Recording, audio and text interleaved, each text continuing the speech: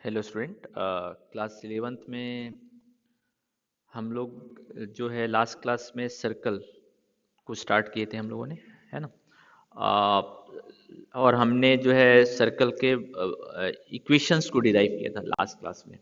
I hope understood दोस्त thing. ठीक है, बहुत टफ नहीं, मैं एक जस्ट रिकॉल कर दे रहा हूँ। ठीक है कि अगर एक सर्कल है तो सर्कल को ड्रॉ करने के लिए आपको सबसे पहले क्या चाहिए, centre.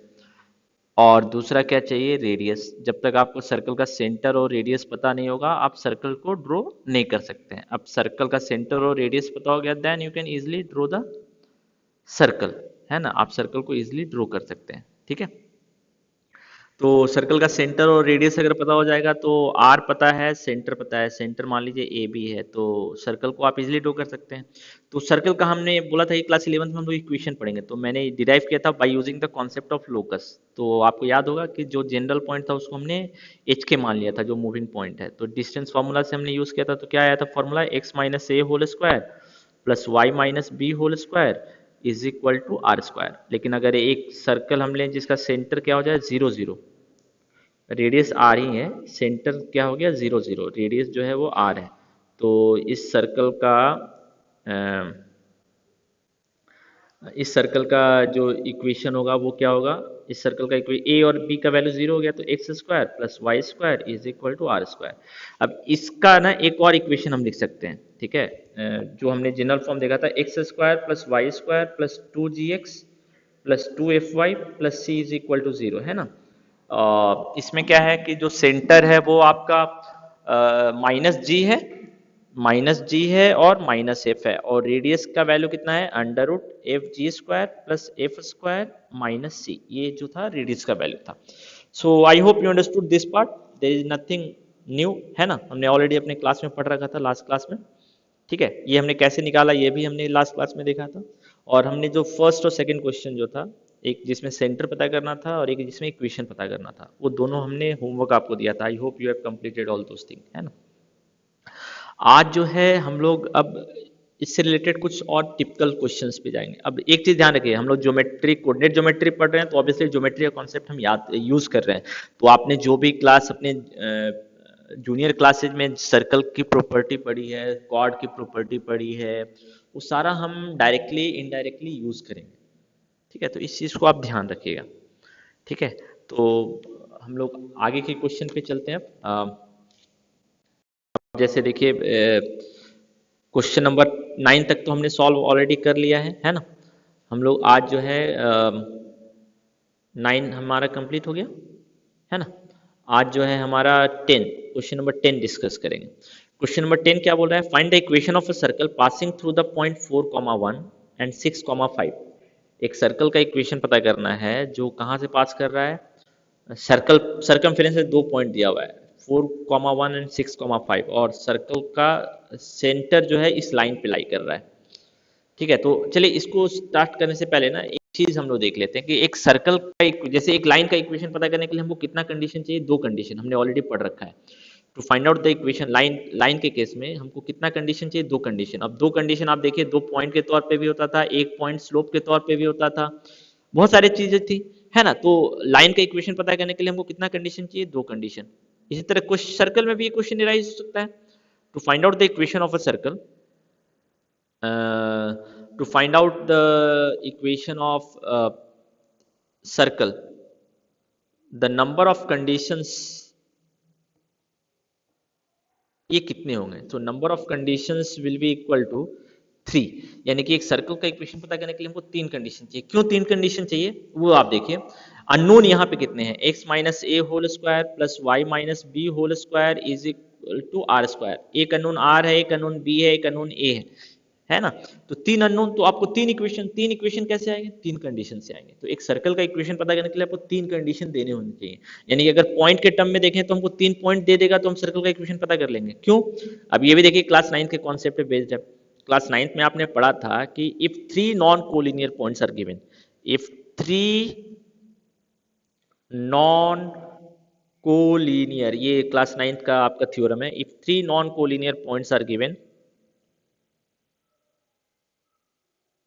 then there will be only one circle passing through all these 3 points, then there is unique circle है ना, only one and only one को हम किससे रिप्लेस कर रहे हैं, unique, unique circle passing through all the 3 points. एक unique circle मिलेगा इन तीनों पॉइंट से पास होता हुआ, बट कंडीशन है ये तीनों पॉइंट क्या होने चाहिए, नॉन कोलिनियर। तो अब आप देखिए कि चलिए हम लोग एक एक करके देखते हैं। अगर एक पॉइंट आपको दिया हुआ है तो कितना सर्कल ड्रॉ कर सकते हैं, आप देखिए बहुत सारे सर्कल ड्रॉ कर सकते हैं, है ना। एक पॉइंट अगर आपको दिया हुआ है तो आप बहुत सारे सर्कल ड्रॉ कर सकते हैं, है ना। तो एक पॉइंट अगर दिया हुआ है तो आप बहुत सारे सर्कल ड्रॉ कर सकते हैं। तो एक पॉइंट सफिशिएंट कंडीशन नहीं है। अगर दो पॉइंट आपको दिया हुआ है तो आप इन दोनों पॉइंट से ड्रॉ कर कितने सर्कल ड्रॉ कर सकते हैं। तो अब आप देखिए कि इसका जो कॉन्सेप्ट है ये भी क्लास 9th में छुपा हुआ है, 10th में है, सॉरी 9th में भी है। इन दोनों पॉइंट से हम एक बोल सकते हैं ये सर्कल का एक कॉर्ड, अगर ये दोनों पॉइंट एक सर्कल पे होगा तो इन दोनों पॉइंट को ज्वाइन करेंगे तो ये कॉर्ड का काम करेगा। अब आपने ऑलरेडी पढ़ा है the perpendicular bisector of the chord always passes through centre, class 9th में ऑलरेडी पढ़ रखा है। तो हम बोल सकते हैं, अब मुझे सर्कल तो नहीं पता है बट हम बोल सकते हैं ना कि जो सेंटर होगा वो इसी लाइन पर कहीं होगा। अब आप देखिए कि इसको सेंटर मानकर आप एक सर्कल ड्रॉ कर सकते हैं, सॉरी इसको सेंटर मानकर, किसको, इसको सेंटर मान लेते हैं तो आप एक सर्कल ड्रॉ कर सकते हैं ना, देखिए। इसी तरह इसको सेंटर मानेंगे तो आपको एक दूसरा सर्कल मिलेगा, लेकिन वो दोनों पॉइंट से पास कर रहा है। इसी तरह इसको सेंटर मानेंगे तो आपको फिर से एक सर्कल मिलेगा। तो हर बार देखिए हम पॉइंट, क्योंकि जो मेरा सेंटर है वो इसी लाइन पे लाई कर रहा है तो सेंटर इसका मतलब इन्फाइनाइट होंगे, इसका मतलब सर्कल भी मेरा क्या होगा, इन्फाइनाइट होगा, है ना। तो दो पॉइंट से भी अगर आपको दिया हुआ है तो आप एक ही सर्कल, दो बहुत सारे सर्कल ड्रॉ कर सकते हैं। लेकिन अगर 3 पॉइंट दिया हुआ है तो 3 पॉइंट पे अब कंडीशन हो जाएगा, अगर ये तीनों पॉइंट कोलिनियर होगा तो अब आप देखिए कि अगर तीनों पॉइंट कोलिनियर होगा तो कितना सर्कल ड्रॉ कर सकते हैं, इन तीनों पॉइंट से पास होता हुआ जीरो, क्योंकि दो पॉइंट से तो सर्कल पास कर पाएगा लेकिन तीसरे पॉइंट से सर्कल नहीं पास कर पाएगा। तो इस केस में how many circle you can draw passing through all the 3 points, zero. ध्यान रखिएगा अगर 3 कोलिनियर पॉइंट्स है then you can not draw a circle, but if 3 non collinear points are given you can draw one and only one circle passing through all the 3 points, है ना। ये construction आपने किया भी है, अगर आपको याद हो ये कंस्ट्रक्शन आपने किया है। कैसे कंस्ट्रक्शन किया है आप देखिए, इस कंस्ट्रक्शन को आपने ऑलरेडी वैलिडेट किया। 3 पॉइंट दिया हुआ है तो ये तीनों पॉइंट अगर सर्कल पे होगा तो ये कॉर्ड होगा, तो इसका जो परपेंडिकुलर बाइसेक्टर होगा वो सेंटर से पास करेगा। इसी तरह ये भी कॉर्ड का काम करेगा तो इसका जो परपेंडिकुलर बाइसेक्टर होगा वो भी सेंटर से पास करेगा। तो दोनों परपेंडिकुलर बाइसेक्टर अगर सेंटर से पास कर रहा है तो इंटरसेक्शन पॉइंट ही सेंटर हो जाएगा। अब आपको सेंटर पता चल गया और ये तीनों पॉइंट जो है सर्कल पे लाई कर रहा है तो सेंटर से जो सर्कमफेरेंस का डिस्टेंस होता है वो किसके बराबर होता है, रेडियस के बराबर। अब आप देखिए एक सर्कल को ड्रॉ करने के लिए सेंटर मिल गया, रेडियस मिल गया, तो अब आप सर्कल को इजीली ड्रॉ कर सकते हैं, है ना। ये हमारा केस है, ठीक है। सो आई होप यू अंडरस्टूड कि अगर 3 पॉइंट दिया हुआ है और नॉन कोलिनियर है तो हम कैसे सर्कल ड्रॉ करेंगे। तो हमारा जो क्वेश्चन था यानी कि एक सर्कल को ड्रॉ करने के लिए हमको 3 कंडीशन चाहिए, any how this is the important point, ठीक है। कैसे हम ड्रॉ करेंगे सर्कल को वो हम लोग देखते हैं। तो क्वेश्चन नंबर, जैसे क्वेश्चन नंबर 11 10 है, तो इक्वेशन 4165 सर्कल पे है ना, 465 दो पॉइंट है ना, 41 और 65, एक पॉइंट है 41 और दूसरा पॉइंट है 65, और सर्कल का जो सेंटर है वो एक लाइन से पास कर रहा है और इस लाइन का इक्वेशन दे दिया है 4x plus Y equal to 16। तो आपको सर्कल का इक्वेशन चाहिए। अब आप देखिए 3 कंडीशन है, पहला कंडीशन, दूसरा कंडीशन, तीसरा कंडीशन, तो हम ऑब्वियसली सर्कल का इक्वेशन पता कर सकते हैं। तो कैसे पता करेंगे वो देखिए, आपको पता है कि सर्कल का इक्वेशन पता करना है तो हमको सेंटर और रेडियस पता करना है एनी हाउ, है ना। ये हमारा बेसिक कॉन्सेप्ट है। तो हमको सेंटर मान लेते हैं ए बी है तो हमको सेंटर का वैल्यू पता करना पड़ेगा ए और बी का, और ये वाला जो अगर ए बी पता हो जाएगा तो रेडियस पता हो जाएगा। 65 या 41 से जो डिस्टेंस होगा ए बी का वो किसके बराबर होगा, रेडियस के बराबर। तो इंपॉर्टेंट है पहले ए बी पता करना, तो ए बी कैसे पता कीजिएगा। अब आप देखिए ए बी जो है वो स्ट्रेट लाइन पे लाई कर रहा है तो इसके इक्वेशन को सेटिस्फाई करेगा, तो हम लिख सकते हैं 4a plus b is equal to 16। अब यहाँ से हम b का वैल्यू निकाल सकते हैं ना, 16 माइनस 4a। तो अब आप देखिए कि जो सेंटर है उसको a, b ना लिख के हम लिख सकते हैं ए कॉमा 16 - 4 है, हम लिख सकते हैं ना, क्योंकि बी का वैल्यू हमने लिख लिया।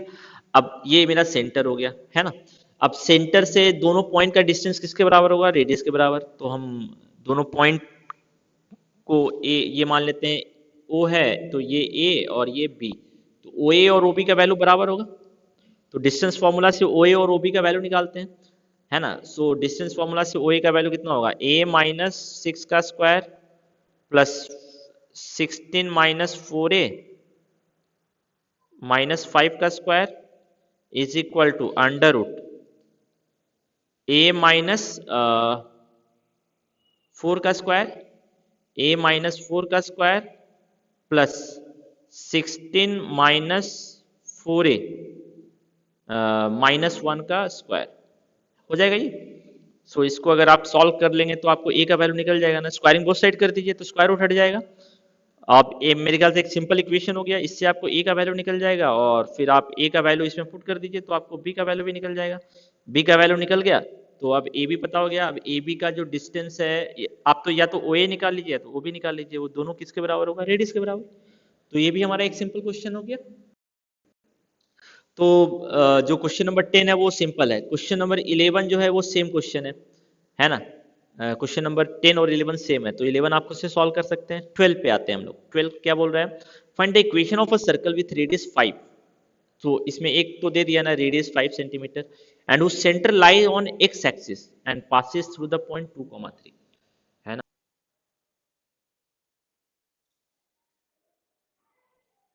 इसका रेडियस दे रखा है 5 सेंटीमीटर,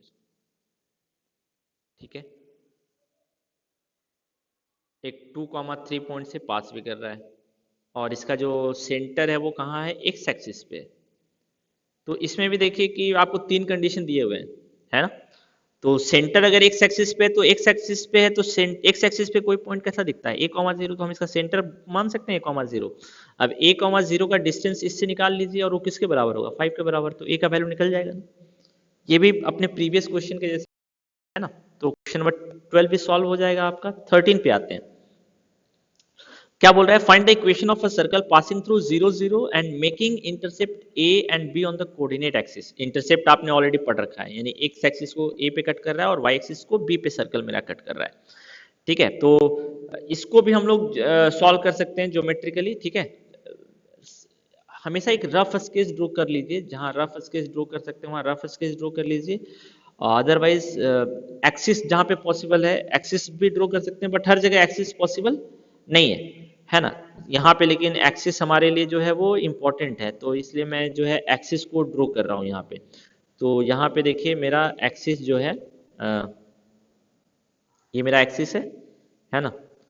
तो क्या बोल रहा है कि जो सर्कल है वो ए कॉमा ए, एक्स एक्सिस को ए पे कट कर रहा है और वाई एक्सिस को बी पे कट कर रहा है।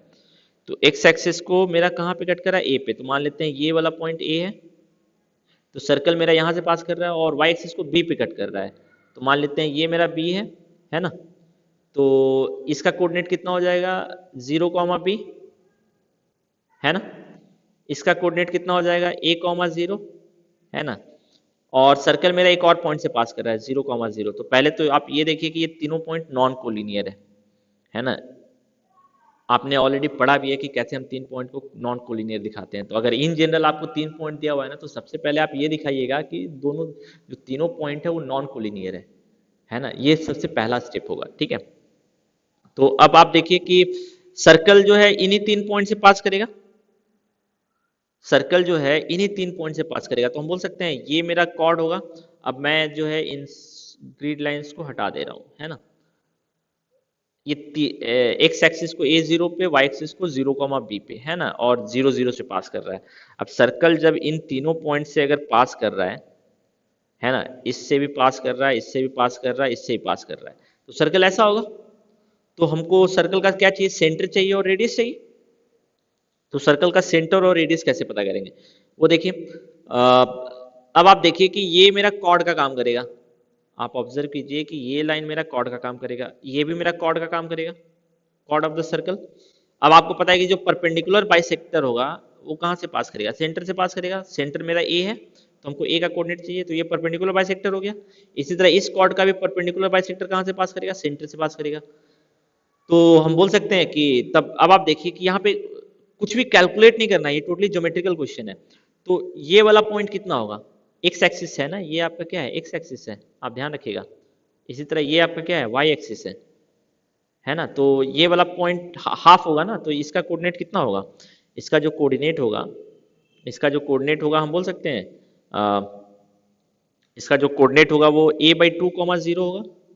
और इसी तरह इसका कोऑर्डिनेट कितना होगा, 0, b/2। तो अब आप देखिए कि ये जो लेंथ होगा ये b/2 के बराबर होगा, और ये लेंथ होगा a/2 के बराबर होगा। तो हम बोल सकते हैं इसका जो सेंटर होगा वो a/2, b/2 होगा। इसमें हमको कुछ भी कैलकुलेट नहीं करना पड़ा, ये टोटली कोऑर्डिनेट के कॉन्सेप्ट पे बेस्ड था। अब आपको इसका सेंटर पता चल गया। अब ये जो डिस्टेंस होगा ये किसके बराबर होगा, रेडियस के बराबर। अब हमको दोनों पॉइंट पता है, ये 0, 0 है, ये a/2, b/2 है, तो हम इसका रेडियस नहीं निकाल सकते हैं, निकल जाएगा रेडियस का वैल्यू। अब आप इस फॉर्मूले का यूज कर लीजिए, x minus a whole square plus y minus b whole square is equal to r²। r का वैल्यू निकल जाएगा, a और b का वैल्यू तो पता है, a/2 एंड b/2 है ना। ठीक है, सो ये भी हमारा एक सिंपल क्वेश्चन था, ये टोटली ज्योमेट्रिकल था, इसमें कोई कैलकुलेशन नहीं हुआ है ना। सो क्वेश्चन नंबर 13 जो है वो सॉल्व हो जाएगा। अब आते हैं 14 पे, ये 13 भी कंप्लीट हो गया, 14 पे आते हैं। क्या बोल रहा है, find the equation of a circle with centre 2, 2 and passes through the point 4, 5। ये बहुत ही सिंपल क्वेश्चन हो गया, सेंटर दे दिया, यानी कि दो कंडीशन तो आपको दे ही दिया ना, ए और बी। अब एक ही कंडीशन बचा आर। आर का वैल्यू कैसे निकल जाएगा, 4, 5 का डिस्टेंस 2, 2 से कितने के बराबर होगा, आर के बराबर, तो सर्कल का इक्वेशन निकल जाएगा। तो 14 भी इजी है। 15 number, does the point this lie inside, outside और ऑन द सर्कल। ऑब्वियसली एक पॉइंट जो है वो तीन पॉसिबिलिटी पे, या तो सर्कल के अंदर रहेगा, या तो सर्कल पे रहेगा, या तो सर्कल के बाहर रहेगा, यही आपको पता करना है। तो कैसे पता करेंगे, इसका सेंटर आप देखिए, इसका सेंटर क्या होगा, 0, 0। अब हमको नहीं पता कि ये पॉइंट कहाँ पर है, तो सेंटर से इस पॉइंट का हम डिस्टेंस निकाल लेंगे। और इस सर्कल का रेडियस कितना है, इस सर्कल का रेडियस 5 है, क्योंकि 25 है, r² है ना। तो अगर 0, 0 का डिस्टेंस इससे 5 के बराबर हुआ तो पॉइंट मेरा कहाँ पे रहेगा, सर्कल पे। 5 से छोटा हुआ तो पॉइंट मेरा कहाँ रहेगा, इनसाइड द सर्कल। और 5 से अगर बड़ा हुआ तो पॉइंट मेरा कहाँ होगा, ये पॉइंट कहाँ होगा, सर्कल के बाहर। सिंपल। सो ये कॉन्सेप्ट भी सिंपल है। तो यहाँ तक आप पहले अपनी एनसीईआरटी बुक को कंप्लीट कीजिए, कल जो है हम लोग सर्कल पे कुछ एक्स्ट्रा क्वेश्चंस भी देखेंगे, ठीक है, क्योंकि ये सफिशियंट नहीं है, हम लोग कुछ एक्स्ट्रा क्वेश्चन भी सर्कल पे देखेंगे, ठीक है। तो first you complete this exercise 11.1, और इससे आपका सर्कल का जो बेसिक कॉन्सेप्ट है वो भी कंप्लीट हो जाएगा।